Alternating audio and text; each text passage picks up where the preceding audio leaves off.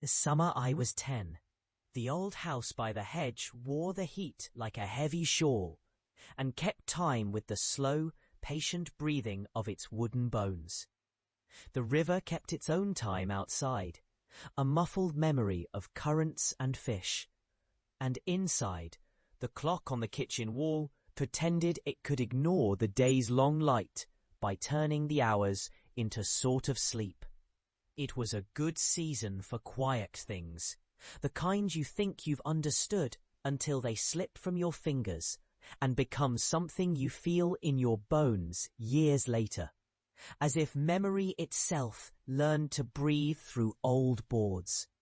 Our summer neighbour, Mara, was a year older and wore her nerves like bracelets, delicate, jangling, always just about to clink against something.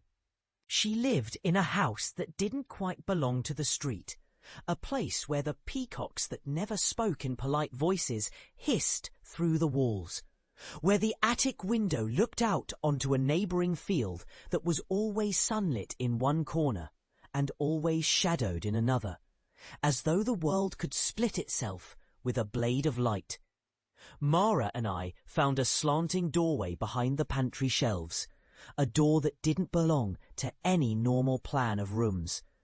An old, stubborn thing that preferred to hide. We were children who believed in small rituals and larger secrets. The sort of children who believed that the world was made with delicate hingework and could be opened if you knew the right whisper to coax at the right hour. There were 2 rituals we learned that summer, one old family thing and one invented by us to soothe the ache of not quite happy evenings. We learned to rinse a cracked cup with rainwater, set it on the sill and breathe over it until our breath fogged its surface. Then, with a gout of dust turning in the stale sunlight, we would write the name of someone we missed on the fogged glass in the kitchen's window, a slow, careful script that needed both of our hands to hold steady, as if the letters could be coaxed to stay long enough for the person to hear us. We believed names had weight, and weight could tug a person back from wherever they wandered when we forgot to send them our good nights. The second ritual we thought up ourselves while Mara's grandmother's clock ticked too loudly in the next room, a heartbeat in another language. We drew a circle on the kitchen floor with salt-thin lines that burned our ankles if we stepped into them, and lit 2 small candles we found in a drawer that smelled faintly of smoke and sugar. Mara's grandmother had warned us about fire and the way it talks to memory, but we didn't listen the way grown-ups tell you to, like you're immune to consequence when you're young and certain you know what you're doing. We stood in the circle, our faces pale in the candlelight, and whispered the name we most feared to forget, which was the same as the name we most longed to call back. Mara's missing mother, Mrs. Albright, who had disappeared a year or 2 before and left behind only a scent of rain-wet lilacs on a coat rack, and a chair that always faced the door even when the room stood empty.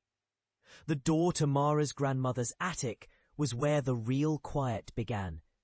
It wasn't much of a door, just a panelled hinge that squealed like a bird's wing whenever someone walked past it. The attic held more dust than life, and yet, in its corners, something watched, patient as a watcher can be. The roof made little sighs of wind that found their way to Mara and me as we sat on the steps and whispered our names to the darkness between the rafters, as if the house itself might answer in a breath or a whisper, if only we listened closely enough. On the first full moon after the ritual, the air in the kitchen changed its mood. The candles burned with a pale, almost reluctant light, and the fogged glass thawed slightly from the inside, as though something long kept inside there had learned to exhale. We slept with the window open. The river hummed in the distance, but the house hummed louder, a kind of contained storm. That night, Mara spoke to me in a voice I would hear again in the years to come. The same voice that wore a child's sincerity, but carried a grandmother's patience and a weathered, almost cruel honesty. She told me not to tell the adults what we had done, not to tell them that we had asked for a person who was not our rightful audience to come and stand in the kitchen doorway and look at us as if we had invited them to take the world and shake it until it remembered what it forgot. Her lips scarcely moved, but I heard the cautions as if someone had whispered them directly into my ear. You asked for a memory. You asked for a name to fall back into its rightful place. Be careful what you coax out from the dark. Memory keeps its promises slowly, but it keeps them.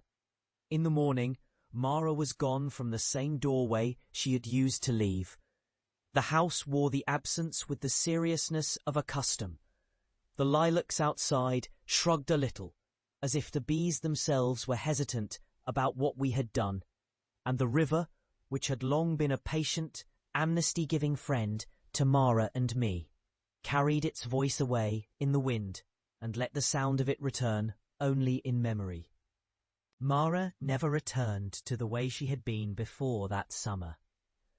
The adults said she moved away to live with relatives, in a city far enough away to lose the way back if you forgot the street names. I believed them for a while, and for a long time I forgot the whispering attic and all the next day consequences of a ritual done in ignorance and hunger for something we could not name. Years passed. The old house decayed with the grace of something that once mattered and no longer knows how to explain its own past. I built a life out of the fragments left behind, the same kitchen floor, the stubborn attic stairs, the way the river's memory lapped at the house's foundation when the wind came from the east and carried the musk of something we once believed could be coaxed back. Yet memory, as memory does, did not stay in the same rooms.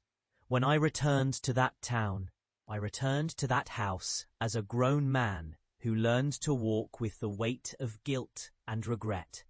The door to the pantry, where the attic stairwell lay, was jammed by an old shelf I never moved.